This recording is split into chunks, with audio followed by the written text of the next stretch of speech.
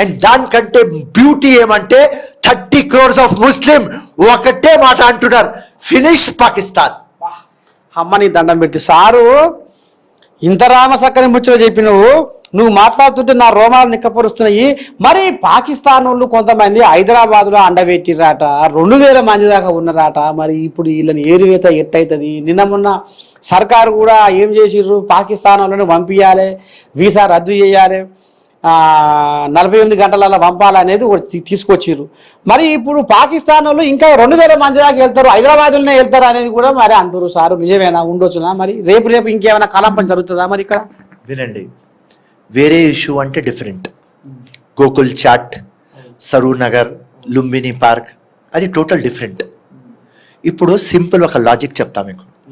ఆ టెర్రరిస్టులు ఇండియాలో జోరినారు, పెహల్గామ్లో ఎగ్జిక్యూషన్ చేసినారు.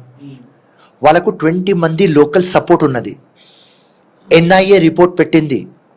ఈ 15 days మనం యాక్షన్ ఎందుకు తీసుకోలేదు అంటే లోకంకి తెలవాలి ఆ శాటిలైట్ ఫోన్లు ఎవరు టెర్రరిస్ట్ దగ్గర ఉన్నది, అది ట్రేస్ చేస్తే 20 లోకల్ మంది ట్రాప్ అయినారు దానిలో. నంబర్ 1.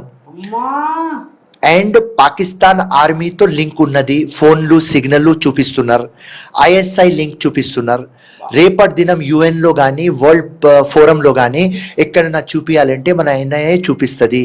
సో ఆ 20 మంది సపోర్ట్ చేసినారని ఆ టెర్రరిస్టులు పెహల్గాంది టెర్రరిజం యాక్ట్కి ఎగ్జిక్యూషన్ చేసినారు. సో లోకల్ సపోర్ట్ లేకుండా చేయలేం.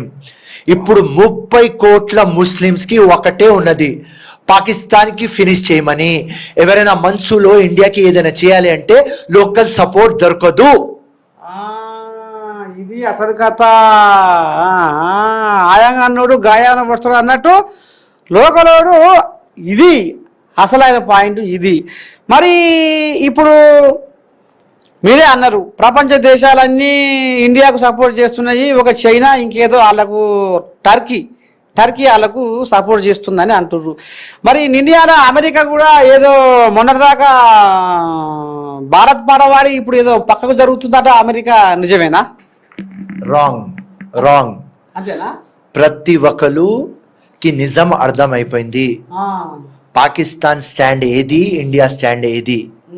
ఇండియా ఎప్పుడు ఎవరి జోలికి పోదు. 30 years నుంచి వీళ్ళు డ్రామా చేస్తున్నారు. సో వీళ్ళకు కరెక్ట్గా ఇండియా చేస్తున్నది.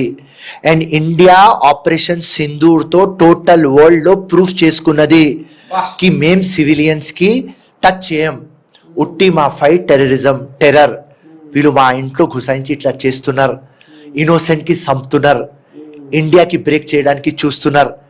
మా పీస్, మా హార్మోనీ, మా బ్రదర్హుడ్కి దెబ్బ ఇట్లా తీయాలి అని వాళ్ళు చూస్తున్నారు అని లోకంకి మొత్తం టోటల్ అర్థమైంది. సో టోటల్ ఇండియాతో ఉన్నది. అండ్ ఇండియా నేవీ కానీ, ఎయిర్ ఫోర్స్ కానీ, మిలిటరీ కానీ ఉట్టి 25 minutesలో మన 26 రఫాల్ ప్లేన్స్ పోయి నా లాంగ్వేజ్లో పాకిస్తాన్కి ఉచ్చపడింది.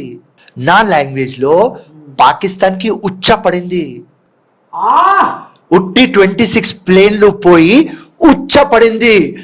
ఇప్పుడు మన నేవీ కానీ, ఆర్మీ కానీ, మిలిటరీ కానీ మొత్తం జాయింట్ గా యాక్షన్ మొదలు పెడితే పాకిస్తాన్ మునిగిపోతుంది.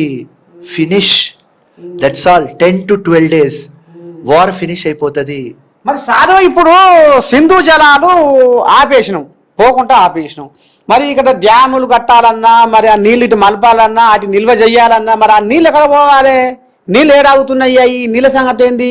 ఇప్పుడు ఊర్లలో కూడా కొంతమంది ఆలోచన చేస్తుర్రు, మరి నీళ్లు అన్ని నీళ్ళు పోయే నీళ్లు మరి ఆప్తిరి, ఆ నీళ్లు ఎటు పోతున్నాయి, మళ్ళీ ఏమైనా అవుతుందా, ఇంకేమైనా తెగుతుందా, ఏడ నిల్వ చేస్తున్నారు అనేది కూడా జనాలు అనుమాన పడుతున్నారు.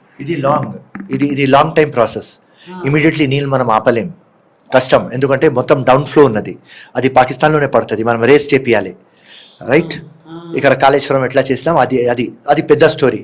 కానీ ఫ్యూచర్లో దాని ఎఫెక్ట్ ఉంటుంది. ఎందుకంటే ఎట్లైనా యుద్ధంలో పోతున్నాం, ఎట్లైనా పాకిస్తాన్ మనకు గెలుస్తుంది, ఎట్లైనా మనం ఇండియా గెలుస్తాం. గెలిచిన తర్వాత వాళ్ళకు ఫస్టే అన్నం లేదు, ఇప్పుడు నీళ్ళు ఆపేస్తే స్టోరీ ఫినిష్. సో స్ట్రాటజికల్గా, సైకాలజికల్గా మనం కొడుతున్నాం. టోటల్ ప్లానింగ్లో ఇండియా వచ్చేసింది. పాకిస్తాన్కి ఫినిష్ చేద్దాం.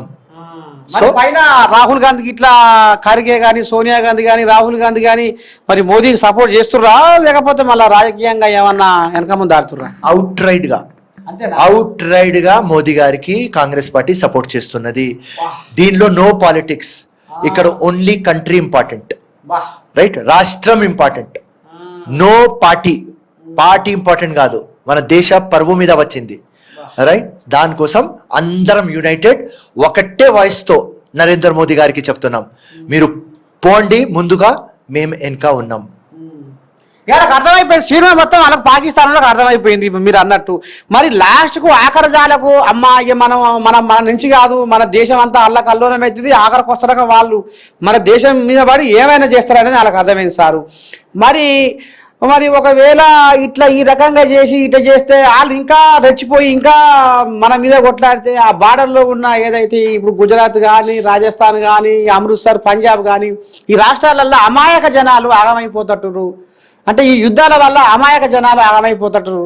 మరి అందుకనే మాకు వాళ్ళ ఉన్న ఇప్పుడు నువ్వు అన్నావు కదా 12 స్థావరాలు ఉగ్రవాదులు ఇంకా ఉన్నాయి అన్నావు కదా, 9 కథమైనాయి కదా, వాళ్ళని పట్టిస్తే మేము యుద్ధం ఆపుతాం అనేది ఏమన్నా వస్తుండొచ్చునా, తరీక వస్తుండొచ్చునా? ఈ వచ్చుట వాళ్ళు వినరు. నేను ఫస్టే చెప్పేసినా కదా, అది కుక్క తోక, అది కట్ చేయాలి. వాళ్ళు వినరు. ఇప్పుడు కూడా నిన్ననే ప్రధానమంత్రికి నేను చెప్పిన, మనం సింధూరు చేసేస్తే వాళ్ళకు ఇట్లా ఇడిసేస్తే మళ్ళీ 1-2 years తర్వాత మళ్ళీ అటాక్ చేస్తారు. వీళ్ళు ఇడవరు.